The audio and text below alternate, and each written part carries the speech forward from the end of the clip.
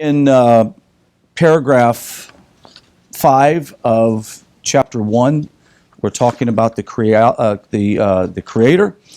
and we have gone through on the fundamental principles of reality through chapter 1, paragraph 3, 4, and now we're in 5. In last class, we discovered that Hashem is imperative, meaning that all of creation, all of existence proves there has to be a God. There's no other way to go around it. It is what it is. Because I exist, the Creator exists. There's no way to get around it, right? Unless you believe the philosophy that everything sort of just popped up and happened out of random selection.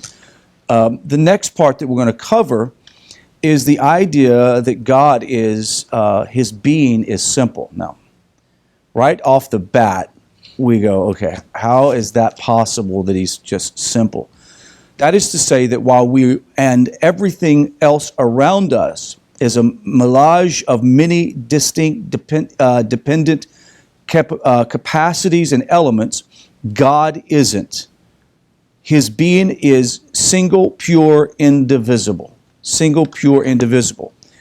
On a footnote on this text, it says the original is terse and confusing on this point, meaning that the RAMCHAL's original work, when translated, seems to be a little bit confusing. He says that the RAMCHAL speaks of the human spirit, by which he clearly means the mind, therefore means to contrast it with God's spirit of makeup.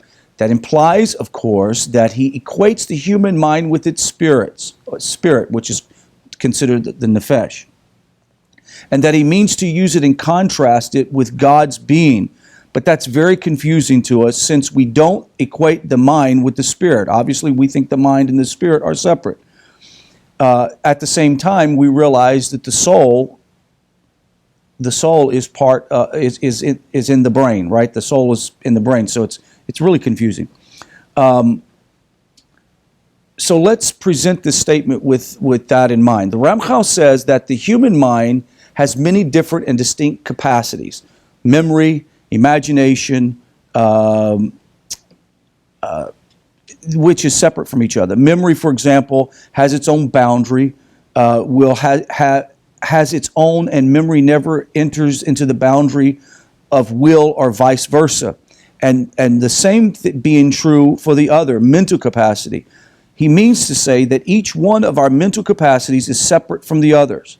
But God's spirit or essence can't be subdivided like each of his capacities bleeds into one another, if you will, and that is that the lot of them are in fact one simple unadulterated entity that is called God. So slowly but surely the RAMCHAL is pointing out that where we are made up of many different complex items, the very idea that God is pure and he's echad, he's one, meaning nothing can contribute to him. He's not divided. He's not separated. He's one.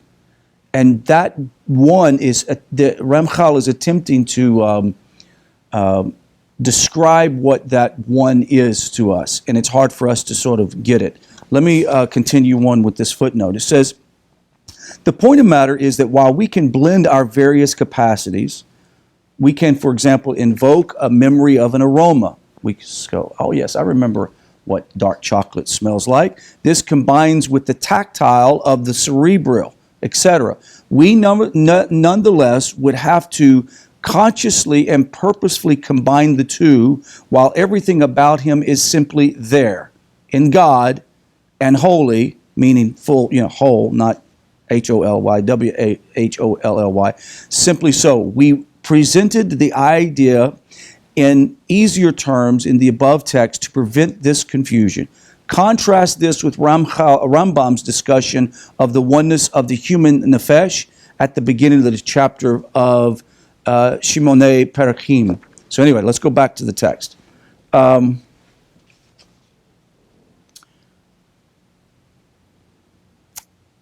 Where did we leave off here? It says, he certainly depicted the, did I talk, say certainly depicts the exhibiting many separate mental, personal, supernal traits and capacities. After all, he said to have a will of his own, to be wise, capable, and perfect, among other things. But still, and all, his own being is singular, pure, and indivisible, simple. In other words, he's simply God, but he expresses his being in many ways. It is just that we need to use such terminology when we refer to him. In fact, how could we not describe him in such terms? To say that he has none of those traits would seem to deny his omnipresence and would disparage him in our own eyes.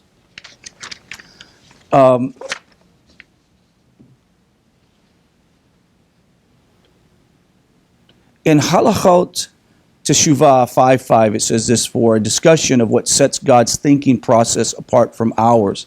It would help at this point to hearken back to the discussion earlier in paragraph 1. It says, where we refer to the two perspectives from which to approach God, as he is himself within his own essential being, and he is when he relates to his creation, a created phenomenon.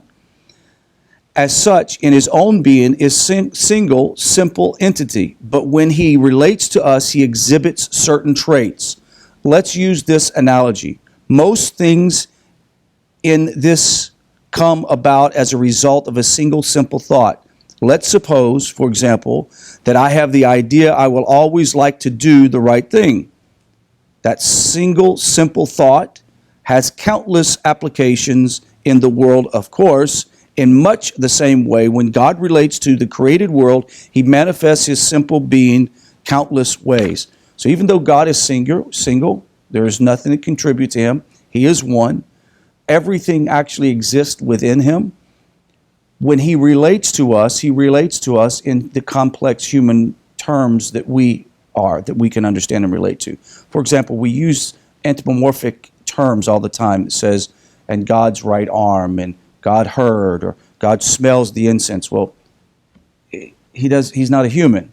So if he's not a human, what do these things mean? We can only interpret the meaning based on our experience, our collective physical experience in the world, how we relate.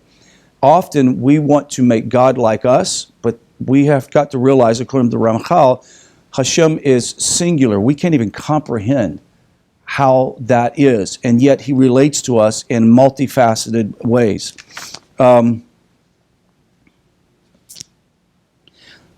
The point is that in his essence, he is inexplicably pure and indivisible. We just can't fathom that, since it is so out of our experience, which is space and time and material bound. In fact, the RAMCHAL warns never to draw an analogy between what we see in the created beings and in God's own being, as the two are wholly disparate and can't assess one from the other. So, very easily we can say, for example, I went to the mountaintop, beautiful mountains and valleys and streams, and I feel so close to God, right? I feel so close to God. And that, matter of fact, I do feel that way. Like when I go out in nature camping or something, there's nothing between you and God. Yet I cannot define God by those experiences. That's what pagan religions end up doing. They attempt to reduce God down to some form of human. And he's not. He's above that, and he simply is separate from all of those things. Yet he relates to us in our very human physical terms. Does that make sense? We'll have discussion in a minute, because sometimes it can be a little confusing. Can there be any two things more polar opposite than the Creator and the created being? He is simple. In essence, is another one of those things that we need to depend on the tradition to know. And what are we talking about, the tradition? Oh wow, there's a lot of good commentary on this, on number 5. Let me go back, and I'm going to refer to this phrase here that says, the point is that the essence, in his essence, he inexplicably pure and indivisible. We can't fathom that since it is out of our experience, which is space and time and matter. It says here, in the past, humankind had too often been struck by his own supposed ability to grasp things fully and to be able to enunciate what is grasped. And it is believed that what couldn't be enunciated just didn't exist. Right? So this is a philosophical concept that came up.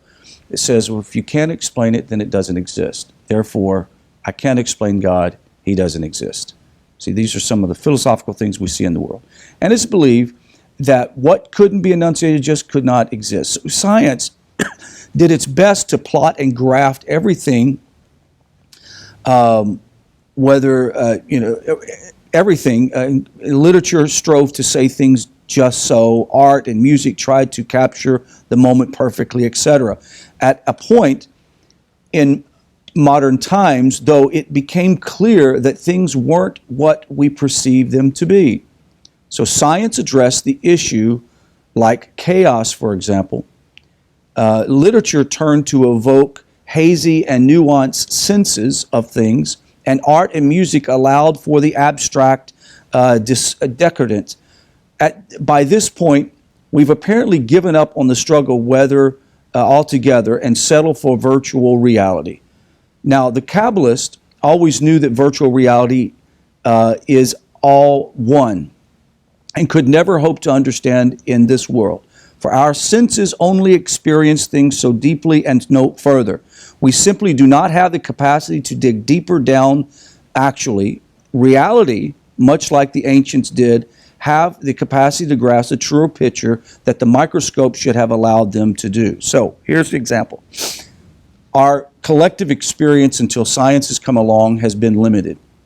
Therefore, when I say our, I'm talking about humankind's view of that which they cannot comprehend, God, has been limited because their science has been limited, their abilities have been limited.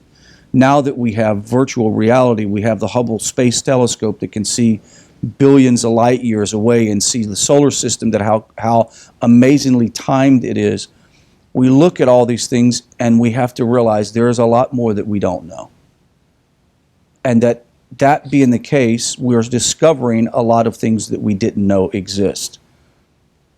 And if that is true, then it is possible, and I'm speaking on the case of an agnostic or an atheist, it is possible that what you don't know, that there is a creator of the universe. Even though you can't explain him and see him, you can't put him under a microscope, you have to clearly look at all of creation around you and say that he's waving his arms and saying, I'm here, right?